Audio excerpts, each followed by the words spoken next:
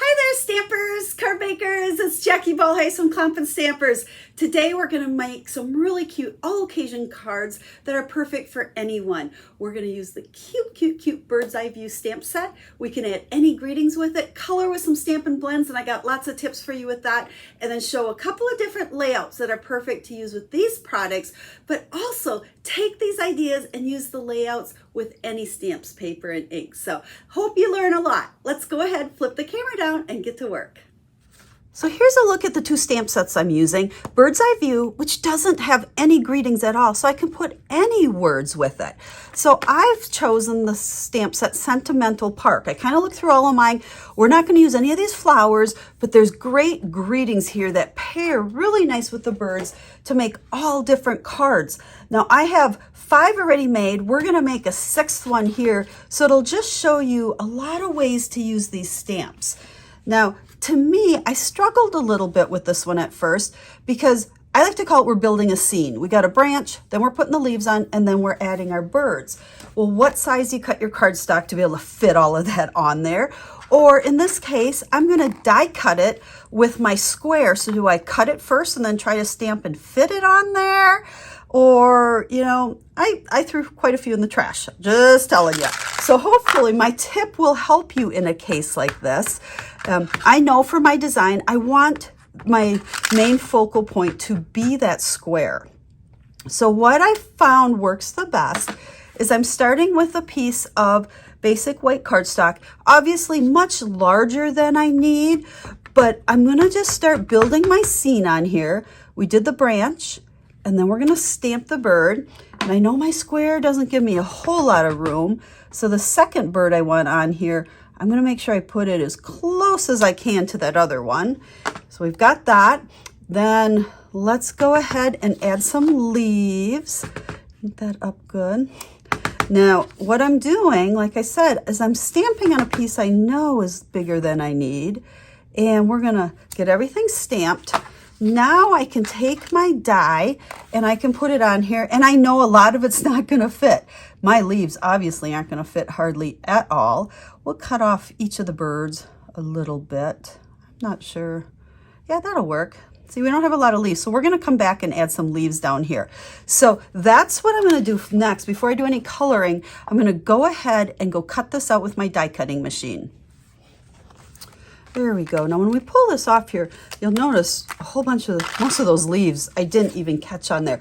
But that's okay, because this is giving me that really nice focal image for the card I want. But now that it's cut, I'm gonna come in here, and you know what? We can have leaves coming right off our branch like that as well. So that'll give us a little bit more greenery going on there. Now that's the main, well, you know what? Before we start coloring that, let's go ahead and do this piece as well. I am going to use one of the greetings from that little stamp set. Here, let's not waste too much here.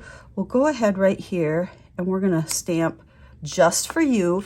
Now that square that I use came from Stylish Shapes dies, and then these little banners are from there as well. So I'm gonna go ahead and cut out that Just For out of the die cutting machine. There we go. So let's set that there. And the next thing we're going to do is color our birds. I'm using Stampin Blends, my favorite way to color. I probably color with them more than anything else, to be honest. And I think we're going to use some blues here. So like I said, this is my 6th card. I've got the other 5 to share with you. And I tried to stick with the same color scheme, especially of the blends, on all of them, to show you that, you know, just like all the products, you don't need everything. You don't need every color. With just a couple of colors, you can make all kinds of ideas. Now you'll notice for the wing there, I went light and then I added a little dark. Let me go ahead and add just a little bit more dark on the edge there. And then to color this little guy, I'm gonna use some of the light balmy blue over here, his little stomach. And then I'm going to come in with crumb cake. And I've got the light crumb cake, and I'm going right over that blue because I want that to kind of blend out a little bit, but give a little bit of color there. Fun thing about these birds, you could make them any color you want. So that's what I kind of liked, I think, about this stamp set is it's super simple, and you could use any colors. So there's light, and then whenever I color a Stampin' Blends, I like to put light down, and then I'll come back with a little dark, come back in with the light, and just blend it. Now, if you're not familiar with the Stampin' Blends, they are an alcohol-based marker, so you do want to make sure put a little bit that you're using Whisper White, or Whisper White Basic White. Wow, that was a blast from the past. And then stamp your image with the Memento. That's what's going to give you your best results all the way around. Let's blend out that blue a little bit more there. There we go. Then we're going to come back over to the bigger one here. And we'll do kind of the same thing. We'll stick with the same color. Like I said, you could do any color. I am not a bird person, so to speak, so I don't know what color birds are supposed to be, so I like to just make them cute with whatever color I think. Again, light, added some dark, came back with my light. You know, I'm often asked, what is the difference between Stampin' Blends and Stampin' Write markers? Well, the big thing is the blends they're alcohol based, okay? So that lets you blend them. Now, let's put a little brown in this tail as well. You don't get the brush marks. I think that's the biggest thing with it. You know, if you color with Stampin' Write, which is a water-based marker, when you color, you can't keep going over it and over it and over it and blend the color. And it leaves kind of streaks or brush marks. Personally, I don't like the look of coloring with Stampin' Write. I'll use them to put color on my stamps, but I don't think I'd like the look of coloring these birds with them because it's just too brush marky for me. I'm a big fan of the blends, and I think no matter what your comfort level is with coloring and blending and so forth, you can get great results with your Stampin' Blends. I always say, make you feel like an artist. So we did that light, come back in. Let's bring some dark up here. Oh, they're getting just so cute. Okay, so we'll just kind of leave them like that. With your blends, make sure you snap those caps back on to keep them nice and dry. Get the right cap and the right one. So, and then for our branch, we're going to use Pecan Pie. And again, I'm starting with light, and we're just going to color this in. These are really easy images to color because it's pretty big spaces, you know, not teeny tiny. And then again, I'm going to bring dark in, and I'm just going to put kind of some dark around on this. And being a tree, I want a little bit like the tones to be not totally even everywhere. There we go. I'll just kind of color. No rules. Okay. So there's our tree. And then the last thing we got is our leaves. So we're going to use Granny Apple Green.